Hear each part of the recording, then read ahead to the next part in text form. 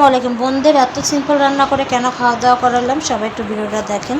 তো আমি ভিডিওটা একবারে সিম্পল করছি, কারণ না তো তাড়াহুড়ার ক্ষেত্রে কত ফার্স্ট আমি ছেলের জন্য আলু আর চিকেন ভেজে এদিকে সব আয়োজন করেছে। আর আজকে আমার বোনের সব কাইটা করতে দিয়েছি, ইলিশ মাছ ভাজবো। গতকালকে যেহেতু তাড়াহুড়া করে অনেক কিছু রান্না করছে, আমার এদিকে মাংস রান্না করব, এদিকে হলো করলা ভাজি করলাম, মানে একবার সিম্পল একটা ভিডিও। তো যাই হোক, এদিকে ভাজি টাজি করার পর বোনেরা বলতেছে না, আমার যেহেতু আমার শরীর অসুস্থ, আমার অসুস্থ শরীর দেখতেই সবাই আসছে। আর আমার বোনই আজকে ভর্তা টর্তা সব করছে। আমার সুমাইয়া, সাকিব, আমার বোনে, মেজে বোন, ছোটো বোন সবাই আসছে। তো যাই হোক, হ্যাঁ মাহাদির সম্পানটা মাহাদি শিখাই দিতেছে। তো মাহাদি আমার শিখাই দিতেছে, আমার ছেলে স্বপন মামা আসছে, সম্পানটি আসছে। তো যাই হোক, এদিকে আমার বোনে ভর্তা করতেছিল, অনেক মজাদার ভর্তা। তো আমি সব কিছু রেডি টেডি করে, মানে এত গরম ছিল তো প্লেটের ভিতরে নিয়ে আসছি। আর আমার বোনে বলতেছে পাটায় ভাত খাবে, তো আমরা এখন পাটাপাটিতে ভাত খাইতেছিলাম, এত মজা লাগতেছিল, মানে এত সেই স্বাদ। ভিডিও পুরোটা করেই নেই, মানে অল্প অল্প একটু একটু করে করছে। আর আমার বোনে তো মা খাইতেছিল আর আমাদের দিতে আসছিলো বোনের হাতের খাওয়ার কথা। একবার সিম্পল, যেহেতু গতকালকে মাংস ওরা যাই রান্না করছে, আর আমি যেহেতু অসুস্থ ভর্তা খাইতে চেয়েছিলাম, আমার ভর্তাটাই অনেক প্রিয় হয়ে গেছে এখন।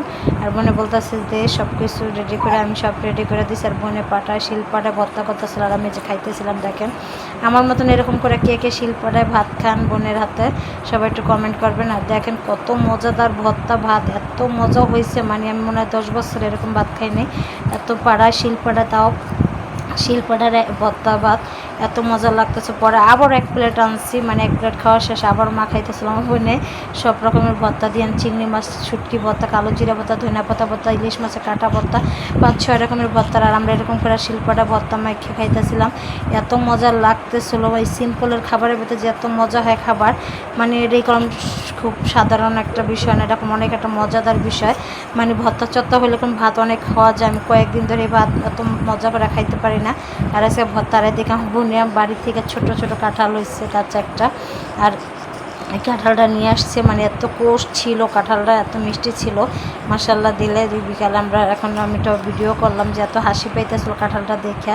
তো যাই হোক, এদিকে আমার বোনের অনেক কিছু নিয়ে আসছিল, আম আর দেশ গ্রামের থেকে থাকে ঢাকা, তারা দেশে গেছিল, যেহেতু আমি অসুস্থ, আমি গ্রামের বাড়িতে যেতেন। তো আমার মা সব কিছু পাঠাই দিয়েছে, ডাটা, ডিউয়া, মানে সিম, বেগুন, মানে অনেক কিছু পাঠাইছে, ভেন্ডি, কয়েক রকমের সবজিও পাঠাইছে।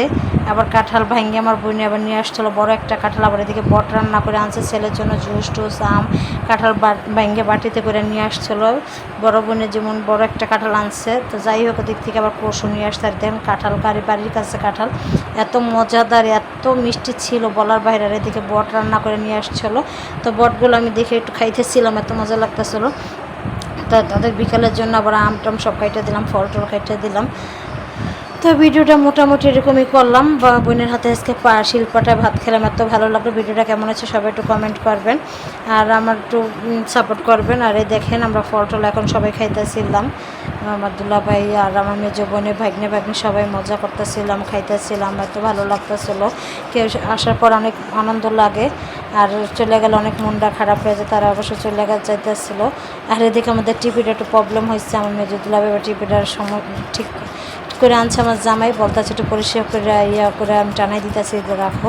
তো আমার মেজো দুলাভাই আবার দুষ্টামি করতেছিলো, আর ওই যে টিভিটা একটু ঠিকঠাক করে টানাই দিতেছিলো।